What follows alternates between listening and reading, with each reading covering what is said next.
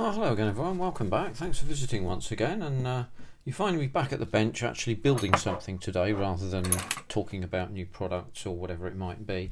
I've done rather too much of that in the last few months and rather less of actually putting things together. So I've taken a look today at the Gloster Pioneer, which is a 1/48 scale special hobby kit which I reviewed a long while ago actually. As you can see, I've started to put it together, but I've run up against a few problems. Now, in order to tell you what's happened precisely, I'm going to have to go through a little bit of history with this in terms of where I started and what I did and so on. One of the things to be aware of with these kits is they're not particularly detailed.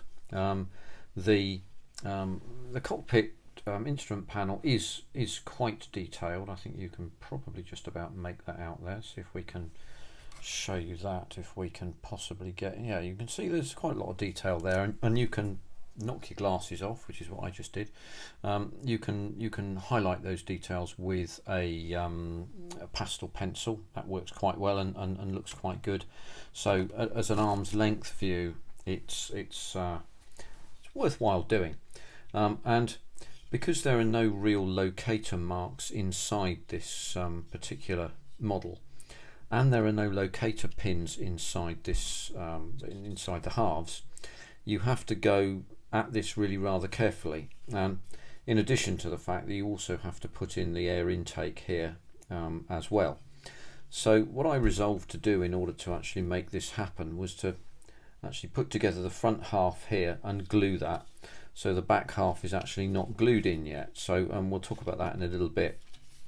Having done that and allowed that to set, and I used the old extra thin quick setting because I seem to have a veritable plenitude of that. I've got this one which is, I don't know, 2/3 full, and then I've got another 2 bottles of it, and I'm like, where the hell have I got 3 bottles of extra thin quick setting from, you know? So I should be using that for some time to come. It's pretty good. I don't think it glues any less firmly than other glues, and other people will have a different opinion, and thanks very much. Put your opinion in the comments as to what you think, and by the way, I haven't forgotten about that little test I said I was going to do. I've got the components to do it, and I've set them up, so they've had a goodly time to set, shall we say. But anyway, so I glued up these front halves here and then assembled the cockpit arrangements, which, as you can see, are fairly basic. And again, these things fit where they touch and don't seem to touch in many places, so you have to get these things together and then essentially make sure you've got them right, because if these cheek panels here are slightly out of cant like that, then this doesn't fit properly and you get gaps here and here and here. So it's worthwhile doing that.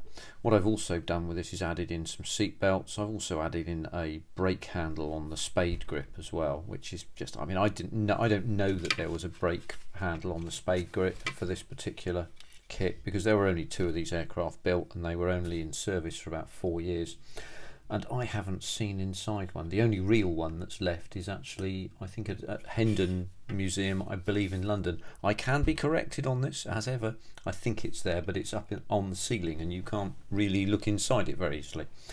So there you go. But the bottom of the cockpit on this one, by the way, also acts as the front wheel well as well, which I'll do undercarriage down. But so what you have to do, you end up doing, is, because this cockpit set doesn't fit without being fitted, as it were, you have to file the edges off. Get my poker a minute. You have to file these edges off in here. Let's zero in a little bit for you so you can see this. You can see a bit of where the fits aren't going particularly well. So you have to file these off in and then just slide this in forward like this to make sure it fits. And this is about as good as you can get it, because as you can see, there's an overlap here with the instrument panel. If you go too far forward on this, then to hide the instrument panel, this pokes out, and so you have to compromise between the two. In that sort of sense, it's not a particularly good kit, but it's good enough, you know, and you will be able to get a result from this, given this is about the same sort of size as a It's about the same sort of size as an M52, for example. It's not a particularly large kit. It's an experimental aircraft and was a single-seater anyway, and was actually built around the W1 Whittle jet engine from Power Jets. There's a bit of history for you, but anyway. So the next step after you've made sure this fits is to get this in. You have to have your wits about you, because again there's no location here, and there are sprue, what do you call them, injection moulding points to take out here, but you have to get this in the right orientation, so it has to be north-south, and if you don't, then it looks just bloody dreadful, but there are no location points to assist you. Having done that basically and fitted that properly, you may need to do some filling, but you get these two halves together, and as I say, get that in. You can then get the cockpit in, and this then leaves you with some filling to do. As you can see there's going to be quite a lot of that to put in there, and some paint finishing to do. Now I have a choice here. I use the Outlaw Paints Cockpit Interior Green, but I also have the Tamiya XF71 Cockpit Green, which I could use, which is a bit lighter, I think, just a tad, but I might be able to get away with actually using this and a brush, because of course I don't think the Cockpit Green from Outlaw Paints would particularly lend itself to being brush painted, so I'm going to have to find a way to deal with that. But since there's going to be a canopy over this, we can hide a lot of sins with the canopy. So what I'm going to do now is look at some other parts of this which would tend to indicate to me that the moulding was not particularly good on this particular kit. Whether it is more generally is really open to question, but the first thing that you can see here is that whereas I've lined these sections up by necessity fairly strongly and fairly well, and glued up to this point here, so that seam and that seam is done. That's pretty much seam free now, and then glued up to here. What that has done is given us this step here, and I suspect that one half or the other of these is bent, shall we say, up like that, away from that, and it's probably happened as the aircraft has been withdrawn from the mould, and you can see it's particularly pronounced there. The other thing that you can see about this as well is and we'll see if we put these things together, is the right hand half of this hemisphere, if you like, is pretty circular. The other one is much more oval, which would lead me to believe there's some sort of deficiency there, and actually leaving this slightly open may help us to get a better finish when we stick the jet pipe in the back there, which we're going to have to do at some stage. So it's a question of deciding quite how we're going to do this, but what I'm probably going to do is to line these up and then glue them with some, shall we say, some extra thin, whilst at the same time dropping a bit of extra thick into this section here, so that, you know, behind the on the vertical tail fin here, on the tail fin, so that I can then glue this shut and get it matched up reasonably well. Even so, as you can see, there's still a deficiency there. If you get that lining up properly, then the front doesn't line up. As you get the front lining up, this doesn't line up. Having said that, of course, this section is going to be hidden by the horizontal tailplane assembly here, so again we can hide some sins here, shall we say. So we're going to have to get that glued in there, and I'm going to try and do our very best to make sure that we get that as accurate as we can. So I'll get the old extra thin quick drying out and see if we can start to make a fist of doing this. In fact, I think I won't bother with this stuff, the old white cap. I'll just use extra thin quick drying on the outside, and then we can run a bead of extra thick up the inside here, and we'll get some tape ready as well. I'll use the quite thick tape because I may need to exert a reasonable amount of pressure on this in order to, oh my goodness me, what's going on here? Made a right mess of that, didn't I? I'll throw that bit out and get another bit. I went to Hobbycraft again, for all those of you who remember reading my Substack piece about that from a couple of years ago. And Hobbycraft in Exeter have decided to stop selling Tamiya paints and Tamiya accessories, so you now can't get Tamiya masking tape from a shop in the local area. You have to go to Newton Abbot instead. They've done this, but they haven't told anybody about this until you ask them, and they say, oh no, we've done this, you know, well, thanks very much, that's not really very helpful. Oh well, you know, we can't help it, it wasn't our choice, you know. It's the usual excuses, I'm afraid, and it doesn't impress me very much, as I'm sure it doesn't impress you. So anyway, Zinners was a bit annoyed by that because he had a needless trip into Exeter from the boondocks, and I could have gone to Newton Abbot, which is slightly more in the boondocks than Exeter. But anyway, be that as it may, let's get gluing. We are going to have to do some after gluing filing and things to get this right, and then restoring of panel lines, but that's all right. We're modelers, aren't we? It says here, so we'll just draw a bead of extra thin quick setting in there.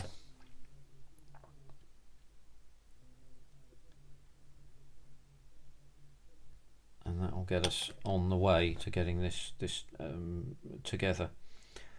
We want to get ahead on this. This is a kit I'm going to give to somebody and present to somebody after it's done, and I'm going to do it in the original Marks silver colour. So this would have been the silver colour it was before it ended up in I think it wasn't Hendon, but it started off at Gloucester's Morton Vallance place and did its taxi trials there, and then went from there to somewhere else that I can't quite remember where it is, to be honest with you, or where it was, to be honest with you, but it was silver at the first point, and there we go. That's quick setting for you. It's all good stuff, isn't it? So that's quite level there, so we'll just bang a bead of quick setting in there and just let that dry up. As you can see, this particular section here does expose the fits to some extent. You can see there how there's overlap there, so that's going to need attending to as well. So there's a fair amount of work to do to make this good, as it were. So this little lump at the back is for the assistance of the pilot, because learning to land a tail dragger and then landing a tricycle undercarriage aircraft means you do get tail scrapes, and this was to prevent damage to the aircraft from a tail scrape, I am going to guess. One thing I did find with extra thin quick setting was that it evaporates really quickly. So if you leave the lid open on your extra thin quick setting for 24 hours, don't be surprised to come back and find that it's all gone, and your room smells vaguely of extra thin quick setting glue, of course, which of course it will. So there we go with that. And one of the things about this is it's very quick and goes very easily. And it seems to work very well with this particular type of just zero out a little bit there. It seems to work very well with this particular kind of plastic, or variety of polystyrene plastic. It's very good, actually.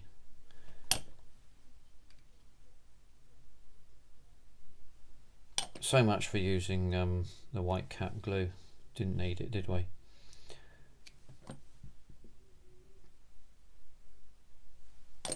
So we'll just get that sorted out there. Don't want to put our fingers in the glue, so that will be that sorted out there. And then what I'll do is I'll just run a bead of the white cap glue up the inside here. I've taken to doing this of late because I think it strengthens the joint. If I'm quite truthful with you, I have more surety of the joint in this regard by doing this. So it's a strange habit that I have developed, shall we say that. Oh, I just kicked the tripod. That's no use at all, is it? So this one's nearly run out, but what I can do is run a little bead of glue up there, see how far we can get that in there. And get that reasonably far in. I'll do the same at the top here if I can. Can't get that all that far in there, but far enough. And then I can leave that to chunter away to itself, and that'll help it just stay in the right places.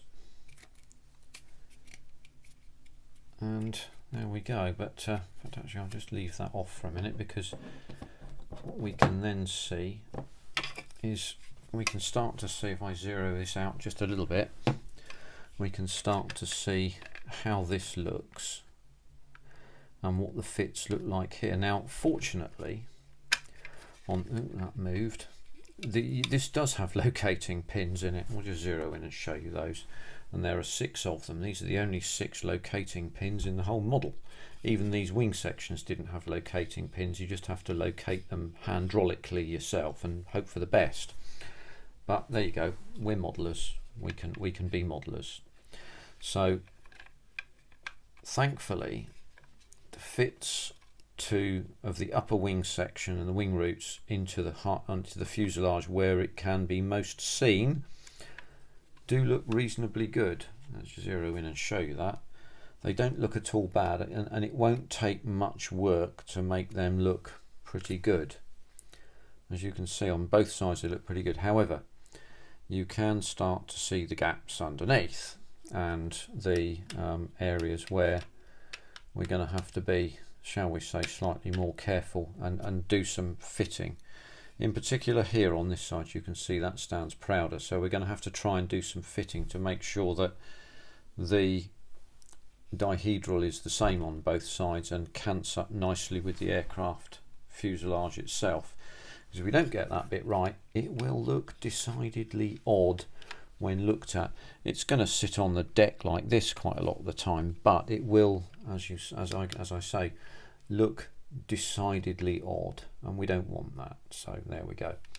But before I stick these wings in, I'm going to have to fill those sections in there, as I've said. But there we have the Gloster Whittle, or Gloster Pioneer as it's also known.